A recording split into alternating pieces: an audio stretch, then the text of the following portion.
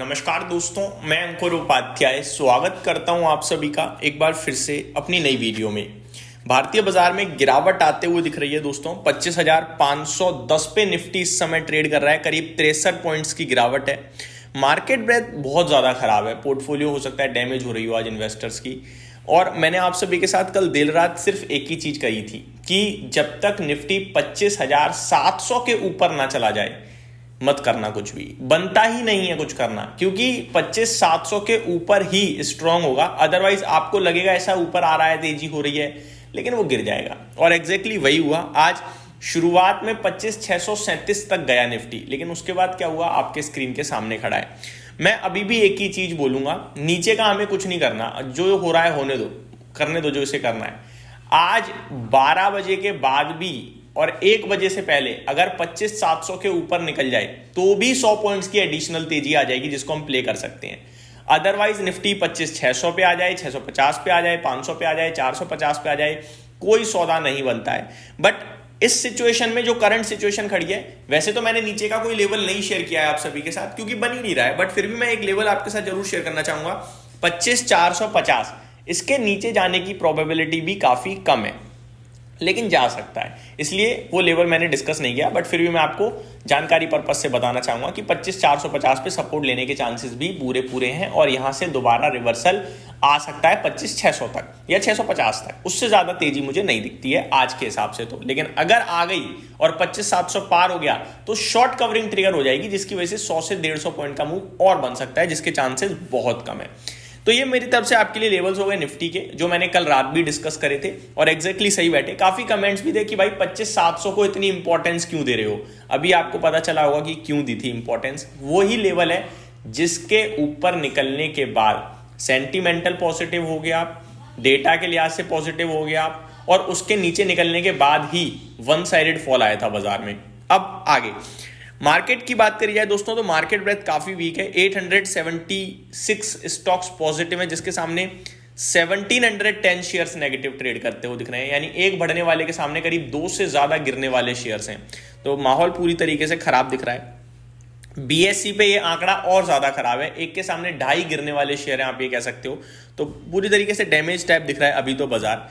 एकमात्र सेक्टर है आईटी क्षेत्र जो पॉजिटिव है, बाकी सब लाल निशान में ट्रेड कर रहा है। आईटी में देखूं तो Coforge, HCL tech, Infosys, LTI Mindtree, OFSS, Persistent बहुत अच्छा कर रहा है, 2.5% की तेजी है। तो बाकी सब फ्लैट टू पॉजिटिव है। परसिस्टेंट सिस्टम में बढ़िया तेजी दिख रही है। बाकी नेगेटिव की बात करी जाए तो मात्र 2 स्टॉक्स हैं, एक विप्रो जो कभी भी हरे में हो सकता है और एक एम्फेसिस जो 0.5% नीचे है। तो आईटी क्षेत्र अच्छा है, बाकी सब लाल है।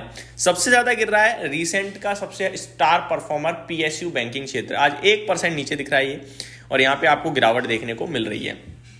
बाकी financial services, real estate, media, energy, auto में भी गिरावट है। एक्चुअली में फाइनेंशियल सर्विसेज की बात करी जाए तो बजाज फाइनेंस, बजाज फिनसर्व ये बड़ा डैमेज करते हुए दिख रहे हैं आज।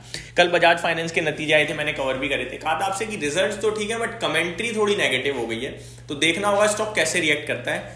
ज्यादा नेगेटिव कर गया यार, रिएक्ट बहुत ज्यादा नेगेटिव कर गया। कमेंट्री बाजार को बिल्कुल ही पसंद नहीं आई है। 7% नीचे खड़ा है ये शेयर। बजाज फिनसर्व भी इसके चलते 6.5% नीचे हो गया है, और इन दोनों ने ही काफी प्रेशर बना दिया है इस समय निफ्टी, फाइनेंशियल सर्विसेज सेक्टर और निफ्टी पे आप कह सकते हो।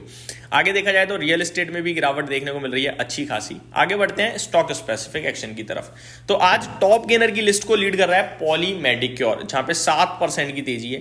नेक्स्ट है एचईजी, जहां पे 6.5% की तेजी है। डेटा पैटर्न्स में भी करीब 4.5-5% की तेजी है।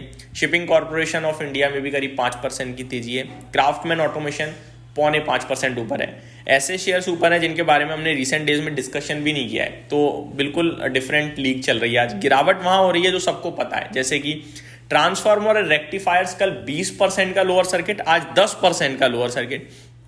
कुछ नेगेटिव खबरें आई हैं आज, कल नेगेटिव रिजल्ट्स पे रिएक्ट किया। आज ये कि कुछ टेंडर्स होते हैं जिनमें अब ये पार्टिसिपेट ही नहीं कर पाएंगे, कुछ इनके ऊपर पाबंदी लगाई गई है, जिसकी वजह से आज 10% की बड़ी पिटाई पड़ रही है। तो आप ये कह सकते हो कि इस स्टॉक ने निवेशकों की धज्जियां उड़ा दी पोर्टफोलियो की, क्योंकि 2 दिन में अगर आप देखो तो 30% नीचे हो गया टॉप से, लेकिन अगर आप नीचे से देखोगे तो वो 50% काउंट हो जाता है, समझ रहे हो। तो काफी हैवी फॉल मानूंगा मैं इसे। बजाज फाइनेंस, बजाज फिनसर्व मतलब सबके पास ही होते हैं स्टॉक इतनी क्वालिटी है इनमें। 7% नीचे। HBL इंजीनियरिंग कल का स्टार परफॉर्मर, आज का लूजर हो गया है 6% नीचे। ब्रिटानिया मैनेजमेंट में जो कुछ हुआ है उसके चलते आज 5% नीचे है। कंपनी बहुत ही कमाल की है, मैनेजमेंट में बदलाव के चलते ये उठापटक चल रही है। रिजाइन दिया गया है वरुण बेरी जी के द्वारा, जिसकी वजह से ये कुछ हुआ है। बट मेरे को लगता है इस तरीके के कॉर्पोरेट एक्शंस जब होते हैं मैनेजमेंट से रिलेटेड तो इवेंचुअली शेयर चलने लगता है। कुछ समय प्रॉब्लम में रहता है, हो सकता है कल भी 2-3 प्रॉब्लम में रहे, लेकिन आपको एज ए इन्वेस्टर डरना नहीं चाहिए। क्लियर कट ओपिनियन है और गिरावट में आप चाहो तो ऐड भी कर सकते हो। मैप माई इंडिया में गिरावट है, मैंने कल डिस्कस भी किया था, खराब नतीजों के दम पर गिरता हुआ दिख रहा है स्टॉक। ओला इलेक्ट्रिक बड़ा परेशान कर रहा है इन्वेस्टर्स को और इसमें हम कुछ कर भी नहीं पाएंगे क्योंकि वही है, ट्रेड टू ट्रेड सेगमेंट में है, 3.25% नीचे ट्रेड करता हुआ दिख रहा है इस समय। रिसेंटली लिस्टेड स्टॉक दोस्तों लेंसकार्ट, बड़ा नेगेटिव था मैं इस पे, आप भी हम भी और चीज़ें भी ऐसी थी, लेकिन कर बहुत सही रहा है। आज 4% की तेजी दिखा रहा है, करीब 4.25%, और इशू से भी अब तो अपने 2% ऊपर आकर खड़ा हो गया है, तो बढ़िया ट्रेड कर रहा है, अच्छी बात है। आगे बात करें दोस्तों निफ्टी के बारे में, तो निफ्टी में करीब 24 स्टॉक्स नेगेटिव हैं, 26 पॉजिटिव हैं। नेगेटिविटी को लीड वही कर रहे हैं बजाज फाइनेंस, फिनसर्व, उसके बाद Shriram finance, Tata Motors passenger vehicles. कल टाटा मोटर कमर्शियल व्हीकल भी लिस्ट हो जाएगा। जियो फाइनेंस का शेयर भी आपके लिए नेगेटिव ही है। पॉजिटिविटी को लीड कर रहा है आज BEL, then Bharti Airtel, IndiGo, Eternal, HCL tech. ये कुछ स्टॉक्स हैं जो अच्छा करते हुए दिख रहे हैं। कुछ बड़ी खबरों की बात करें तो प्रेसिडेंट ट्रम्प की तरफ से कुछ बयान आ रहे हैं, जैसे कि भारत के साथ जल्दी ही ट्रेड डील आनी चाहिए, टैरिफ घटाएंगे। साथ ही साथ US में जो गवर्नमेंट शटडाउन था वो अब खत्म होने जा रहा है। 41 दिन का बड़ा लंबा शटडाउन हो गया इस बार, सेनेट में पास हो गया, अब सिर्फ रिप्रेजेंटेटिव्स के द्वारा साइन होना रह गया है, जो आपके लिए जल्दी होता हुआ दिखेगा, जिसके बाद शटडाउन खत्म होगा, US इकोनॉमी को बूस्ट मिलेगा और रेट कट के चांसेस भी बढ़ चुके हैं, जिसकी वजह से गोल्ड और सिल्वर में काफी बढ़िया तेजी देखने को मिल रही है। तो ये मेरी तरफ से आपके लिए अपडेट्स थी, उम्मीद करता हूँ डिटेल्स पसंद आई होंगी। अगली वीडियो में स्टॉक स्पेसिफिक बात करेंगे। Thank you so much for watching this video, have a great day guys.